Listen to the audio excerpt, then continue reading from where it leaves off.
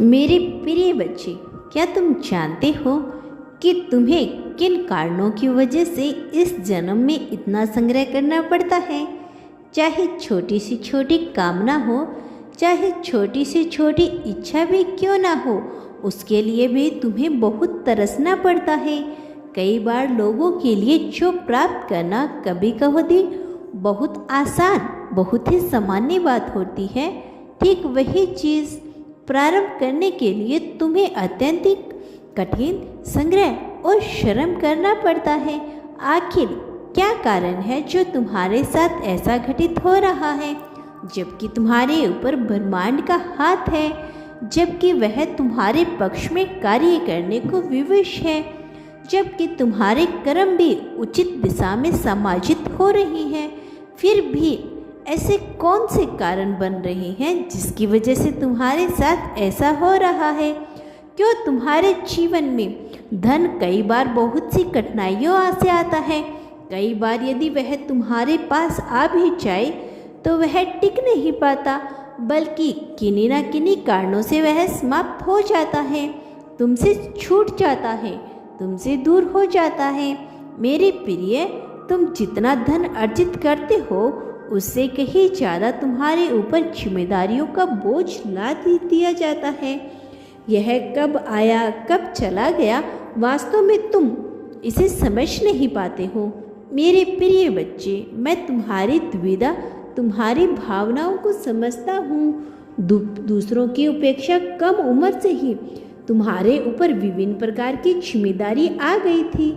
यह शायद अन्य भी समझ न पाए, शायद वैसी ना दिखती हो, लेकिन तुम अपने मनोभाव में बहुत सी जिम्मेदारियों का बोझ लाद लिया था।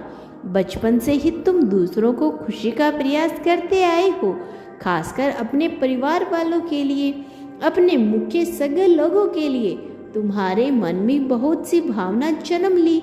मेरे प्रिय, धीरे धीरे संग्रह तुम्हारे जीवन का एक ऐसा अभिन्न अंग हिस्सा बन गया जिससे छूटकर अलग होना भी बहुत बड़ी बात हो गई है, जिसे ताक पर रखने के अपने लिए कुछ करना तुम्हारे लिए पाप समान हो गया था। मेरे प्रिय बच्चे, आज यदि किसी भी तरह से, किसी भी वजह से, किसी भी समय में तुम्हें यह संदेश मिलता है तो वास्तव में इसके पीछे बहुत ही खास कारण छुपे हैं, जिसे जानकर तुम हैरान रह जाओगे। मेरे प्रिय बच्चे, इस संदेश में तुम्हें अपने जीवन की बड़ी सफलता पाने के रहस्य तो प्राप्त होने वाले हैं, साथ ही तुम्हारे जीवन में जो प्रेम में अभाव में अब तक संकुचित हो गया है, वह प्रेम से भी भरने वाला है, क्योंकि तुम प्रेम के पात्र हो और तुम प्रेम के लिए बनाए गए हो। इसीलिए प्रेम को तुमसे दूर किया नहीं जा सकता, भले ही कोई कितना भी प्रयास क्यों न कर ले, कोई भी षड्यंत्र क्यों न रच ले। लेकिन बचपन से ही तुमने सदा ही प्रेम की कामना की है। जब तुम्हारे साथ ही तुम्हारा ज्ञान नहीं था, तब भी तुम्हारे मन में ऐसी कल्पना जन्म ली थी जिसमें तुमने एक साथी को जन्म दिया। तुम उसके रूप रंग से परिचित ना रहे, लेकिन उसके लिए तुम्हारी भावनाओं के माया जाल बुनते चले गए।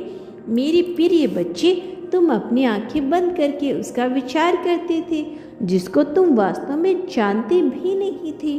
कभी संगीत सुनते हुए, कभी यूं ही भावनात्मक बातों को सोच विचार कर, भावनात्मक विचारों को देखकर, उसे समझकर तुम्हारे मन में ऐसी स्थिति उत्पन्न हुई। मेरे प्रिय बच्चे, तुम्हें इस संदेश को ध्यानपूर्वक अंत तक सुनना है। चाहे परिस्थिति कोई भी हो, चाहे तुम किसी भी हाल में क्यों ना हो, इसे बीच में छोड़कर जाने की या अनदेखा करने की भूल मत करना। मेरे प्रिय, जिस तरह से व्यक्ति प्रतिदिन पुराने वस्त्रों का त्याग कर नवीन साफ सुथरे वस्त्र पहनता है, ठीक उसी प्रकार से आत्मा भी पुराने और वर्त शरीर को त्याग कर, ऐसा शरीर को जर्जर हो चुका है उसे त्याग कर नवीन शरीर धारण करती है। कोई मनुष्य, चाहे वह स्त्री हो चाहे पुरुष हो, वह इस बात से कोई फर्क नहीं पड़ता, जीवात्मा सदैव अलग अलग रूप को धारण करती है। कभी वह स्त्री तो कभी वह पुरुष के रूप में जन्म लेती है। उसने स्त्री का रूप लिया तो किसी जन्म में वह पुरुष का रूप लेती है, किसी जन्म में किसी बालक का। मेरी प्रिय जीवनात्मक खेल बड़ा ही रोचक है। यह सामान्य मनुष्य के लिए समझ पाना सामान्य बिल्कुल भी नहीं है।